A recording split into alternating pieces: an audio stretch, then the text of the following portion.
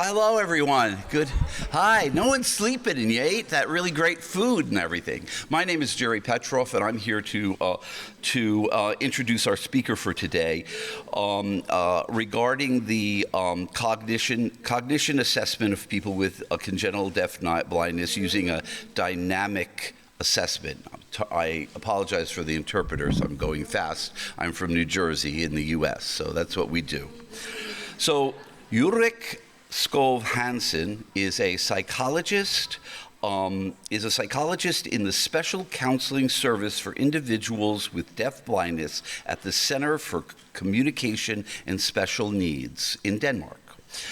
He assesses, counsels, and teaches children, young adults, as well as adults there in Delaware. And he also is a member of the Cognition and Self-Regulation Networks of the Nordic Welfare Committee.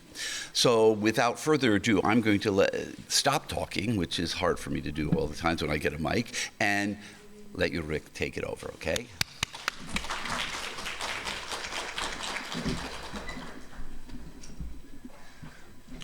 Thank you. This is the problem of my life, being too tall for everything. Can you hear me? Yeah? I don't know if I want to be standing here the entire time. I may walk around, but I will speak up. But I will say I'm very honored to be here today and be able to present some of my work to you guys. It's very important to me. I want to begin with, I almost say this every time I do a presentation, and I think it's even more important today. And it is a mantra, so to say. And it is, I don't necessarily know what I've communicated until I know what you understood. And I think that's very important today as well, because I can stand up here and use my words and think that I've communicated quite clearly, but you guys might use other words. You come from a different perspective. So and we come from a lot of different places around the world as well today. So I think that would be a good way to start. And it leads me to say that I would very much appreciate to hear reflections, questions from you guys after my presentation. So if you're doing the presentation, you're sitting and thinking, oh, okay, did he really mean that? Just hold that thought and just ask at the end of the presentation, because there will be time for discussions, right? Great. I'm about to talk about cognitive assessment of people with congenital deafblindness using dynamic assessment. And before I dive into this, I want to share a story with you guys. It's a story about one time where I was asked to come and help assess.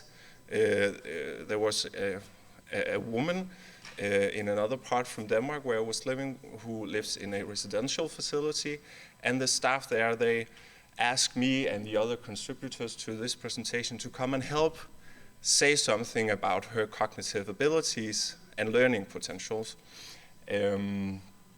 She was, at the time of the assessment, around 52 years old.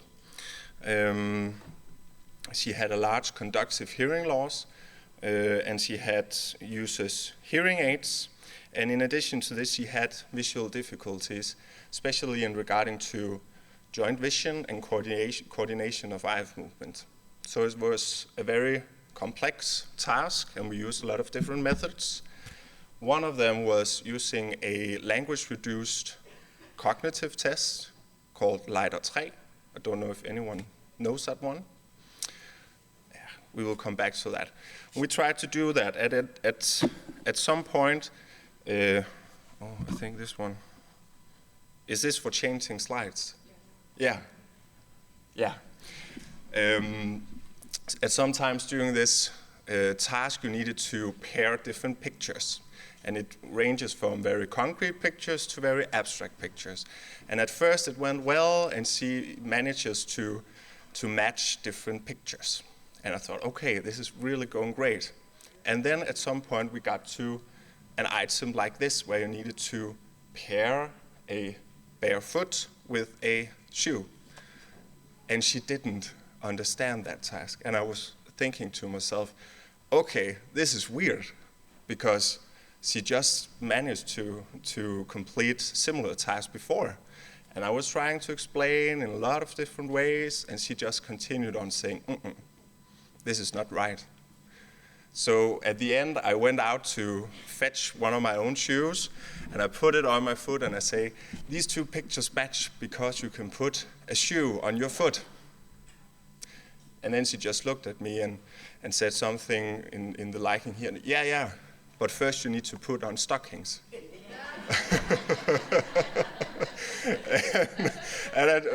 And then I was, of course, because I was looking at my foot and I had stockings on, of course.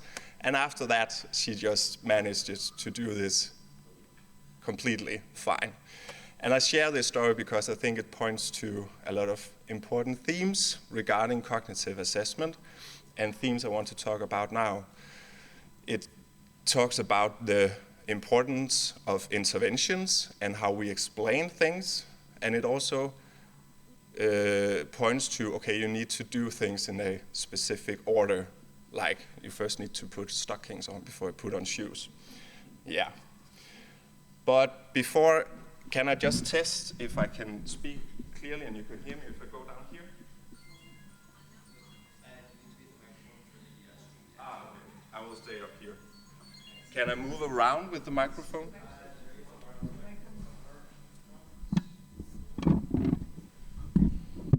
Okay, I don't think this one can.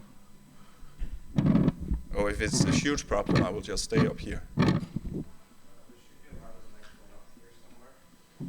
Oh, it is here. Let me just use my eyes. This is okay. Great. But before we dive into dynamic assessment of cognitive abilities, I just wanted to stop and pause and talk about, okay, what do we mean with cognition? Because it's a very abstract concept, and there's many definitions of this. On a broad scale, I like to think at it as it's the mental processes necessary to acquire, process, storage, and usage of information. So you might say it's our way of making sense of the world around you. And it's still quite complex, and I like to visualize it as a house. And this is what I have been putting up here. Because just like a house, there is some sort of hierarchy to cognition. There is, it consists of different elements which serve different parts. For a house to be a good house, you need to first have a very solid foundation, okay? A place to put the house on. And then you might need a first floor for living spaces. You might need a third or a fourth floor for extra rooms. You might need an attic for storage space. And at last, you need a roof to protect the rest of the house from water, rain, and snow, and so forth, right? There is this effect from both bottom up and top down, because you can imagine if you have a house where the foundation is a bit sketchy, there's a crack or something, it can impact the rest of the house and might in the end do so that the roof cracks and it leaks in water and there's damages all over the house. But there's also an effect from the top down. So if you, for instance, have a cracked roof, water might get in and damage the house, right? And I like to visualize and understand cognition a bit like this house. And this is just my personal image. So if you can use it, then feel free to take it. And if you have comments on it, just let me know. That would be great. Yeah, because just like a house, you need a foundation. And in this drawing picture, I have placed the foundation and called it mental energy. And it's our ability to be aware and awake, right? Because in order to make sense of the world, it's firstly a good idea to be awake and aware. The second step in the house I've called the senses. It's all our senses: vision, hearing, smell, touch, proprioception, and so on. Because in order to make sense of the world, firstly, it's a good idea to be aware and awake. And secondly, it's a good idea to be aware of the information you're getting from your senses. The next one is attention and concentration, because it's not enough just to be aware of the information. You need to manage your attention towards the relevant parts of the information you're getting. And then on the upper floor, you have learning and memory, because you need to remember the information if you ought to learn from previous experiences and so forth. And on the top of the house, we have executive functions. And this is a very complex group of processes that allow you to goal-directed behavior, initiation, and stuff that is very complex, that needs to stand on all the other mental processes. So that's why it's in the top here. So this is often the focus when I'm asked. Sometimes I'm asked to, okay, come help and say something about an individual's cognitive potentials or abilities. And I like to think of myself that, okay, I'm asked to come and say something about this house. And this leads to what I want to talk about now, because you can do that in different ways. And one distinction is between the normative assessment and then the dynamic assessment. And I would say that they can be relevant both in cognitive assessments because they answer different questions. If we have a look at the normative assessment, this is a form of assessment where you compare the individual to other individuals. This is, you might hear something about, okay, this individual's performances is average or above or under average. This is very typical normative talk. In dynamic assessment, the comparison is self with self. So you have a task, and then there is some time, and then you do the task again. And in between there, you might have done something, a kind of intervention to try to explain the task or to see, okay, what is needed to help this individual get to the next step. In normative assessment, the score or what you're focused on might be an IQ. And in dynamic assessment, it's more about learning potentials. And in normative assessment, the focus is on, okay, what can this person do? And on the dynamic assessment, we are more concerned with, okay, how does this person learn? So going back to this house of cognition, I like to think, okay, if you're doing a normative assessment approach, you will look at, okay, what kind of house is this compared to other houses? Is there cracks in the foundation? Is there a hole in the roof? Or how many levels and rooms are there? Where in dynamic assessment approach, I like to think, okay, then your focus is on, okay, what kind of improvements can be done to this house? And what does it take to do this? Yeah. In this presentation, I want to focus on, and I will share some cases with you afterwards here. I would like to talk about the use of tests. And often when the question about tests and in relation to people with congenital deafblindness, I hear that, okay, it's not a good idea, you shouldn't do that. Because the test we use as psychologists often take for granted that you can see and you can hear. So the test doesn't fit the person very well. And I think that's right. But I want to make a distinction between test accommodations and then test modifications. If you make accommodations to the test, you make adjustments so that the impact of the visual and the auditory difficulties on the test are reduced, while not changing the test so you measure something different or the difficulties change. And in modification, this is where you change a test item so that it gets another modality, for example, going from visual to tactile, and you might alter the complexity. So this is a very important distinction. And I like, again, to see this as a picture. If you take these two approaches and accommodation and put it into a matrix, you get this assessment matrix. And I like to think, okay, when I'm asked to come and help say something about the cognitive abilities and potentials, I move around in this assessment matrix. And I want to present cases to you now where we look at these 3 blocks.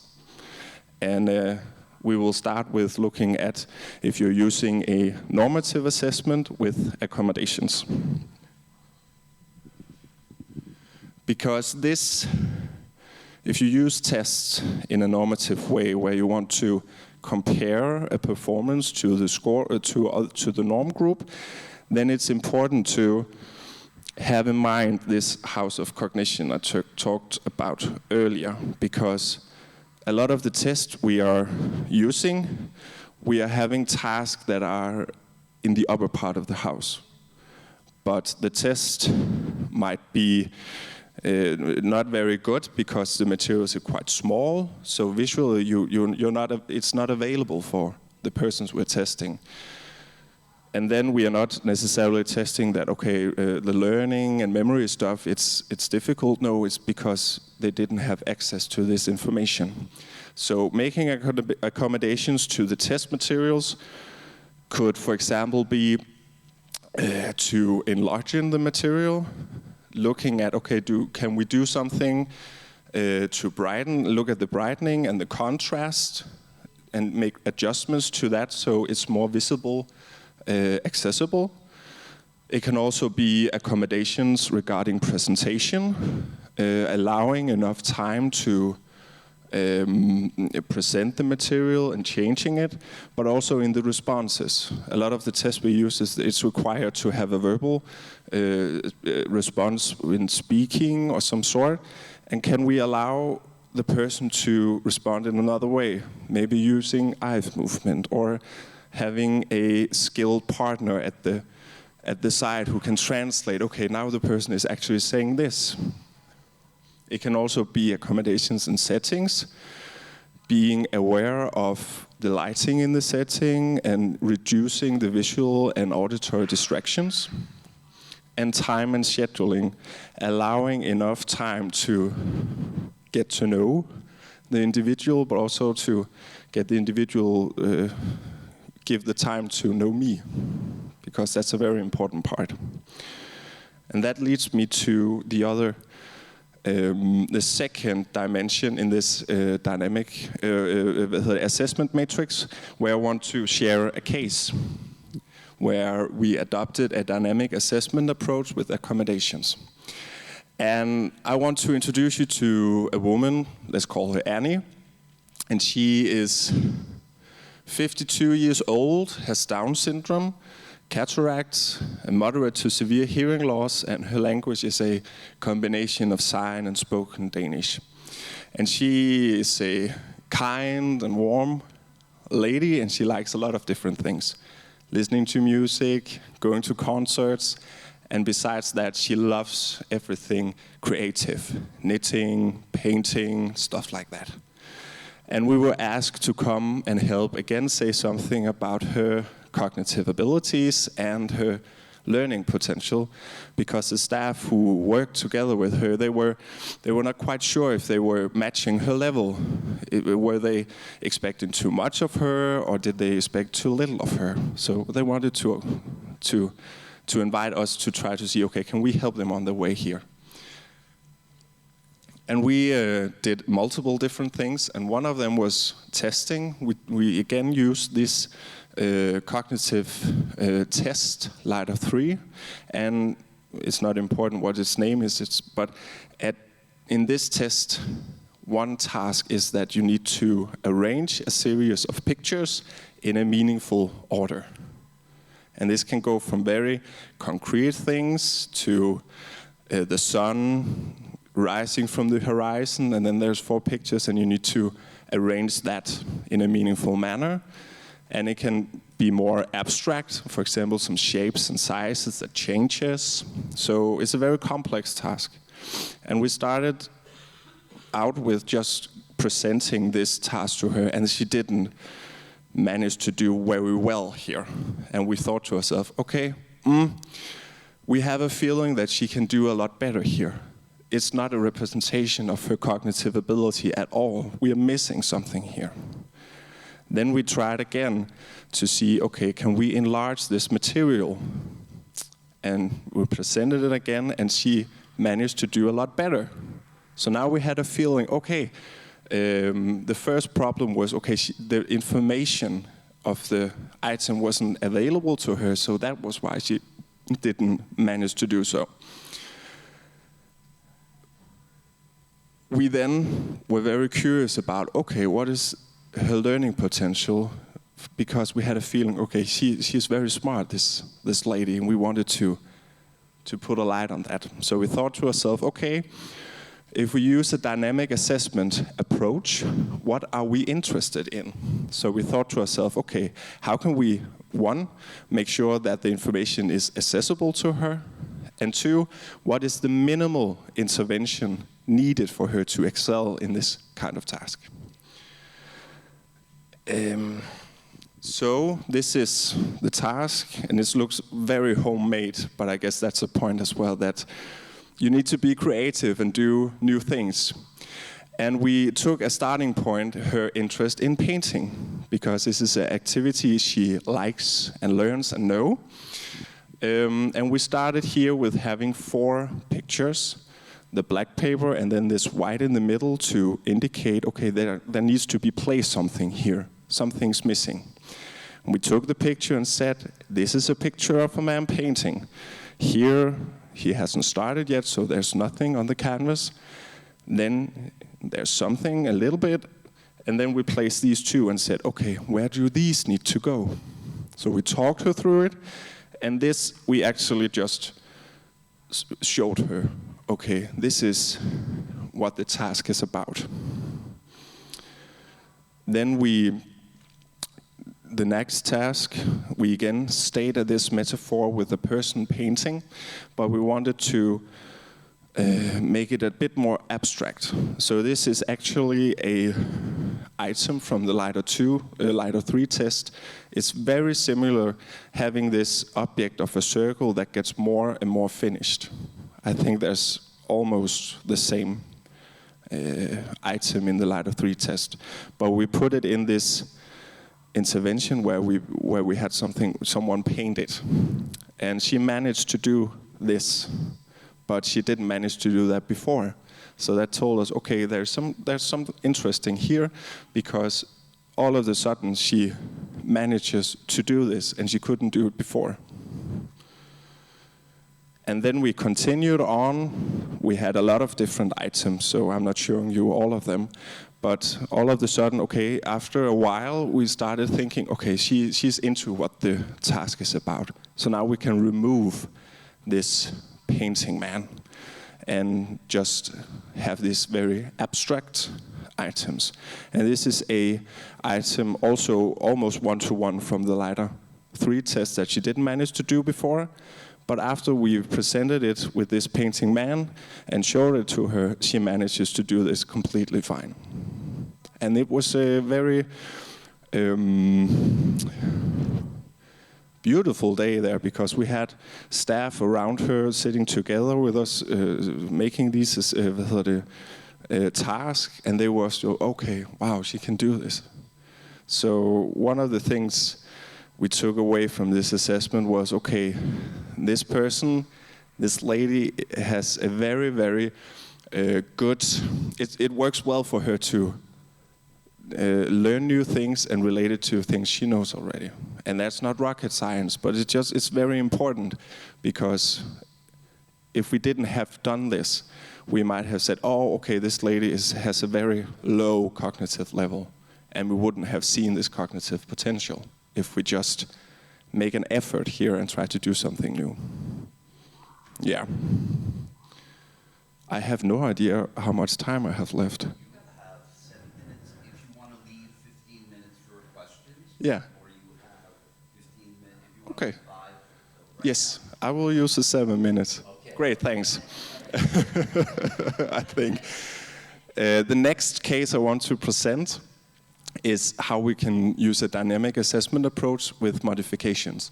And here I want to present to you Heidi. And Heidi is a woman living in Aalborg in Denmark, where I work and live. She is 28 years old, or was that at this time.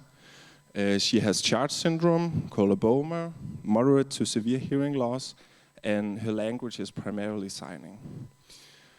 And I got to know Heidi because we had this new material in Denmark called fundamental tactile learning that we wanted to see, okay, is this something we can use in assessing cognitive abilities and learning potentials?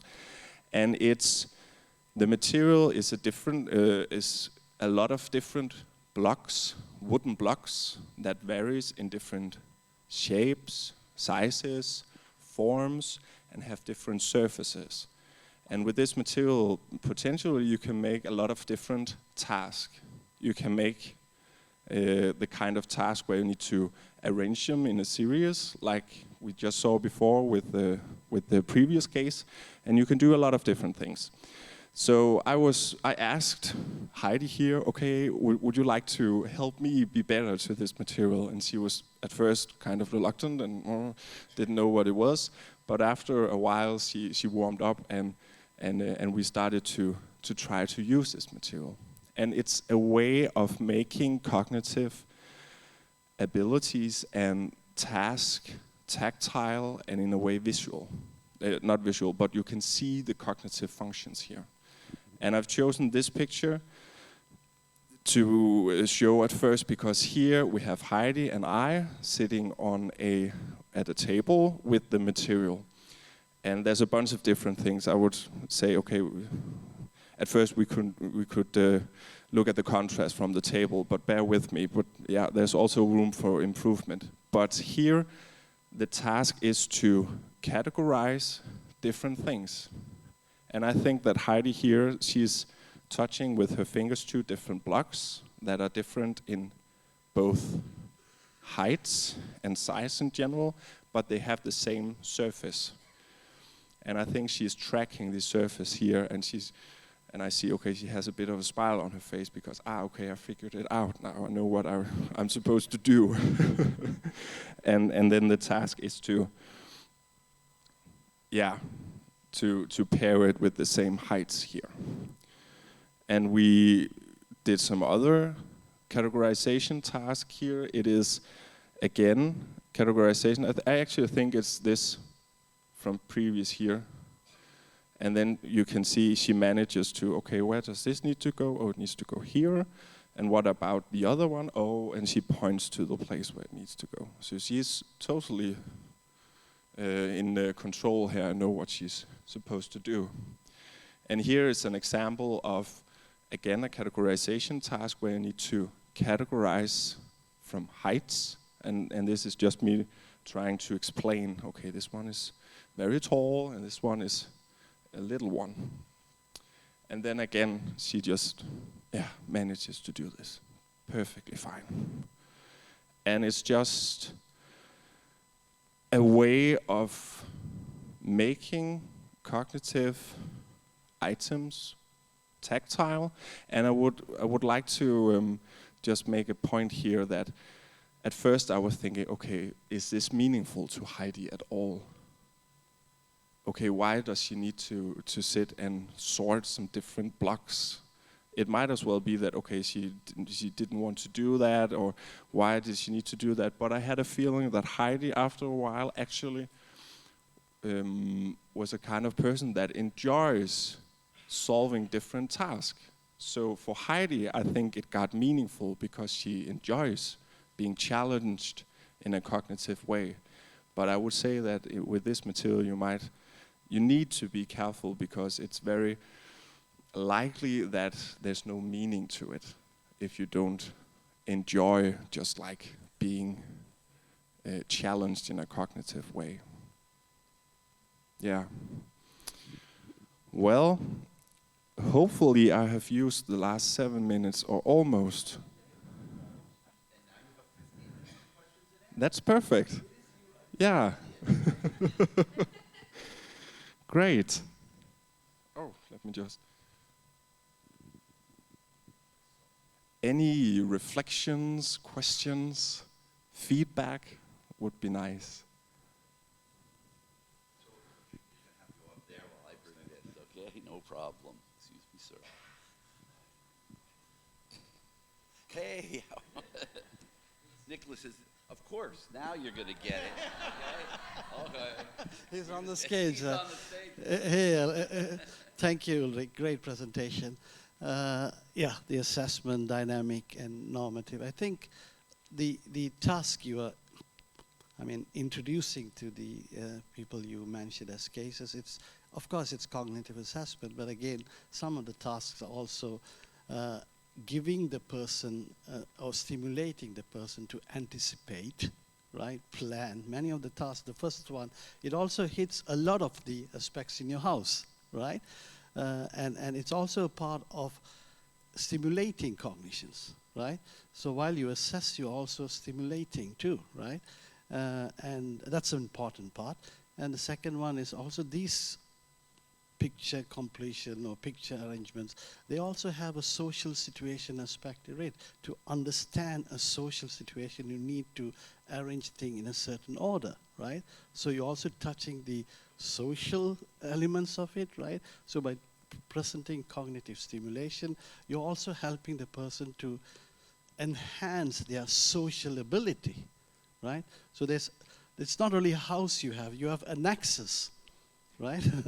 You're touching different parts of it, and that's more important in dynamic assessment, right? So thank you. It's more of a comment and no questions. Jude, I was waiting for a but in there somewhere, and I was going to come to your rescue and everything else. Any other questions or comments? Oh, yeah, all the way up there. I get my steps in today. Except, where's my phone? Then it doesn't count. Oh, that was the 3 minutes. I'll get that in a minute. Here you go. Hi, I'm Sue. I'm a mother of a 16-year-old boy with Charge syndrome, and I live in Ontario. I find this cognitive thing very interesting because I think my son, he always gets underestimated for what he knows, because with Charge syndrome, I know it's very typical. They like everyone to do things for them, and he's very sneaky. And so the lighter 3 test I wrote down, and the fundamental tactile learning. Do you have practical examples of this, like on a website, so I could challenge him cognitively and understand? And I find tactile does work. Like when he uses his iPad, for example, for his grid player for communication on there. I find, or anything, when I'm teaching him something, when he taps it on the computer, like especially during virtual learning, he just blossomed during virtual learning. It was great, and he went to a new level in that sense. But it was when he touched it.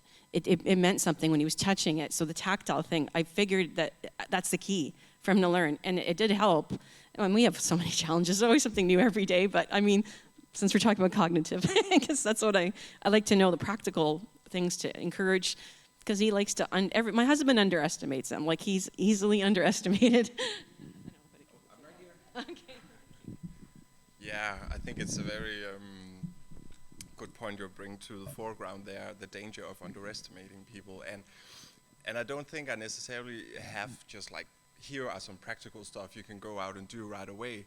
But I think because you said that it was different when he got on the iPad and it got tactile, I think sometimes we also need to look at, okay, what motivates and what is fun. So it's not like, oh, now we need to sit down and make some tasks. That doesn't necessarily be that aren't fun or meaningful. But if you're interested, I think there's a Danish psychologist who developed this fundamental tactile learning, and I can hand you the website, because there you can go in and see the material. And yeah. Yes, I think if you Google fundamental tactile learning, then the website will come up. Yeah. Fundamental No. Yeah. Yeah, and he has some examples as well in there and some videos, I think. So that might be a good place to start. I think it's important for us to mention, for people like Jude and I, remember the times where standardized tests were the only way that we would measure the cognition of deafblind kids. As a young teacher, when I was 22, and that was a long time ago, most of you weren't born, they would tell me, well, he has an IQ of 30, he has an IQ of 23, and that was supposed to mean something to me. And it didn't. It didn't mean anything. So I learned quickly on that the successes of kids. So I think we have progressed now from 1975 to 2023 to a place where we're really understanding and giving the credence to our kids with deafblindness, our adults with deafblindness, and the credit that they really do need. So I really appreciate this. Plus, that was a brilliant way of teaching the normative and dynamic approaches to assessment, because that could be ethereal for a lot of people, especially teachers. But I'm going to shut up because it's hard for me to not to shut up. Thank you so much. My name is Anne Pimentel. I'm part of the provincial outreach for the deafblind from British Columbia. I just have a quick question. I know you talked about test accommodations, and I found that really fascinating, and I think it's something that definitely needs to be talked about a lot more. I was just wondering, with student choice in test accommodations, like here's your favorite chair, you like sitting by the window, like how far do you feel like we could extend that test accommodations? Because I feel like there can be so much more, but it's not really talked about. Go back up here. Great question, and I'm not sure what I'm even thinking about it myself, but I have this idea that, okay, if we have a task, a cognitive task, and we are interested in knowing, okay, can this individual child, young person or adult, can they make this kind of thinking? Then the most important thing is to make it available and to see, okay, what should be done? What can we do to make this individual excel at this?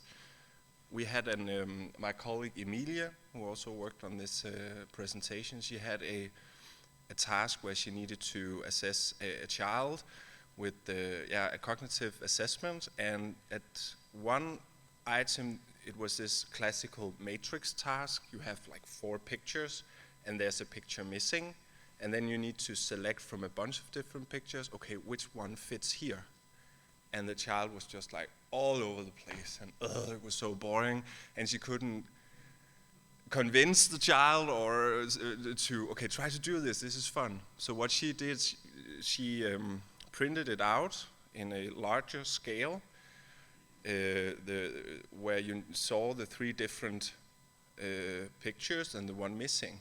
And then the pictures the child needed to select from, she printed out and hang up different places in the room. Because all of a sudden it was a game and it was fun. And critics might say, okay, then you have altered the task because now it's fun. But I would say, yeah, but we figured out, okay, we needed to do this, and then the child actually manages to do this. And I would much more like to know that. So I think you can stretch it quite far, but critics might say something else. But yeah, then you just need to have your arguments straight, right? Yeah. Yeah. Those critics don't understand the concept of least dangerous assumption. And psychologists now, well, the good ones, know at least that that's really important, because we could assume that that child cannot think or think in those ways, or we could assume that they can, but if we make a mistake, that's really dangerous, isn't it? It's really dangerous. So I think we're in that mindset now. And I think this reinforces all that. Other comments? Because, I'll just talk forever.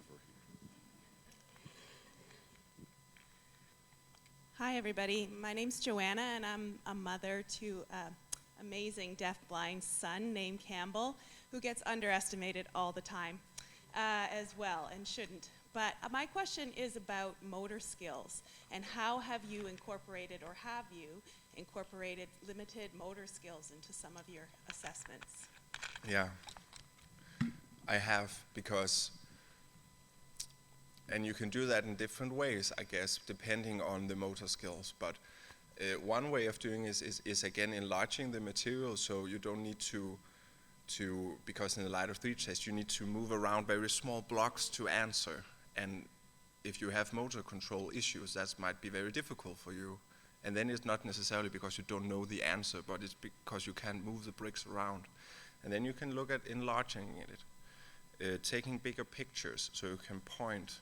But it's, I would say that every time you need to see the individual child or adult here, and to see, okay, what is required here to answer this task, and if there's a requirement in being able to draw something specific, or point at something very small, or move something around, then I would say, okay, you can do the test either way, but you need to be aware that it might not be what you are testing the child doesn't manage to do, because you have a requirement for fine motor control issues.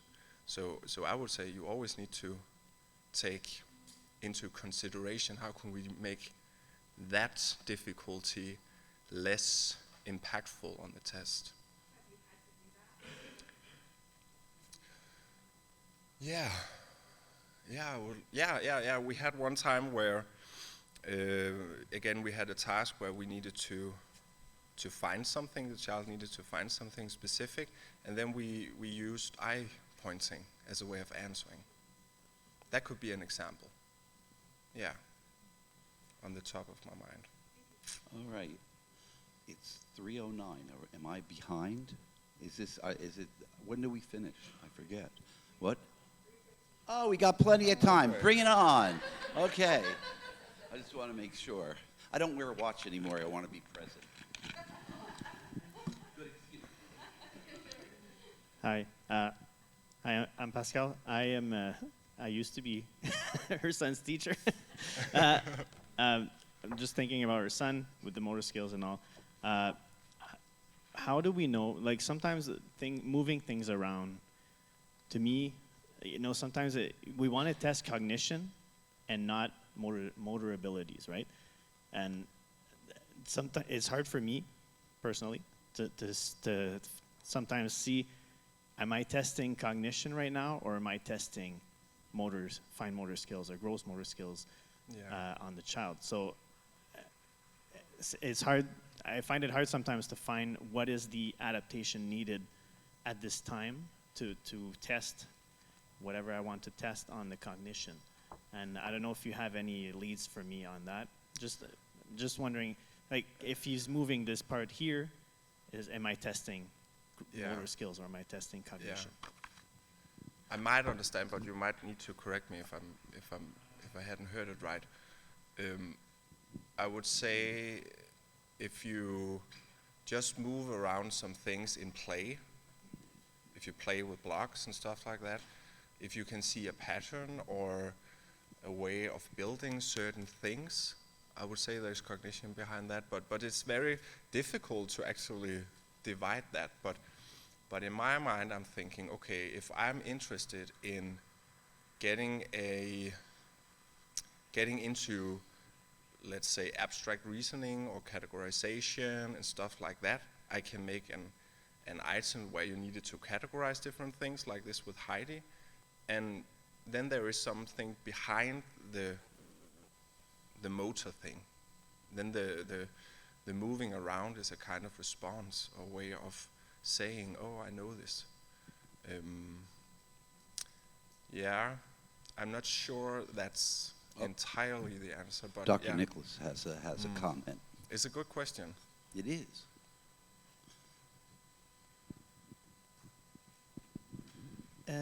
I'm trying to answer the question Pascal was asking, because again, in an assessment view, as Ulrich has been talking about, you have the normative and the dynamic. Another way to look at things is like, how do you reduce the testing with motor elements, right? You start with something with full motor, you have to use your full motor skills, and you gradually try to decrease the elements in a testing situation where the motor impairments might be less of it.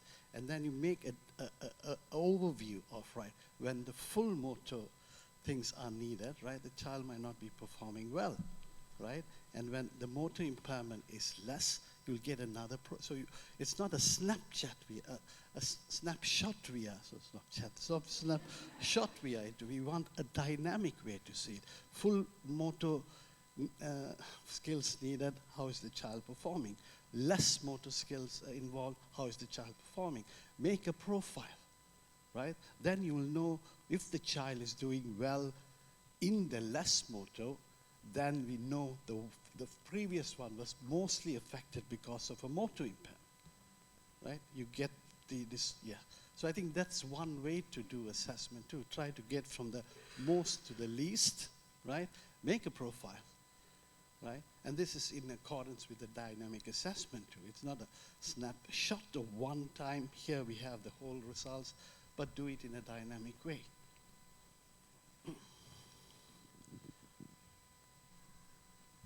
So I'm assuming that a psychologist just can't take a kid with deafblindness into their clinic room for an hour and then come out with a good assessment, can they?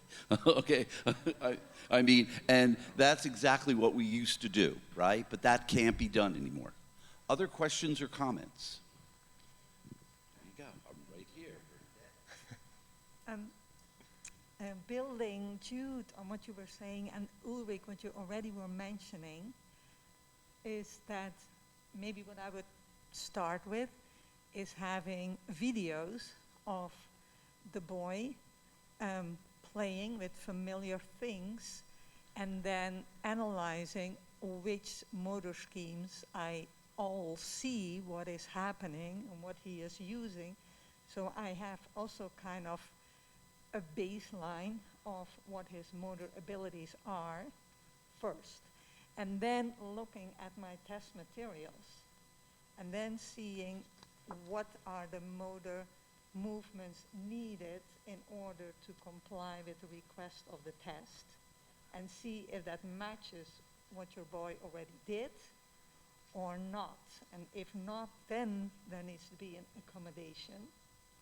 So to have the baseline first, so your question also about what am I measuring, right? Motor or... And then I had another thought, and that is a lot of these tests require the concepts of what I call preschool skills, like matching, sorting, lining up, or series, categorizing. So when I was still a teacher, I tended to help the students learn these preschool skills, we call it. And then when it came to the psychological assessment, then at least those concepts were there, because you needed to spend a lot of time with the blocks to teach actually a preschool skill of sorting. So maybe that is something that those who work with a student can support in order for when the psychologist comes in. Just a thought. Well, we're at time, okay? So are you going to hang around a bit, or you could answer questions and things for people? Would you please join me in thanking for this terrific presentation?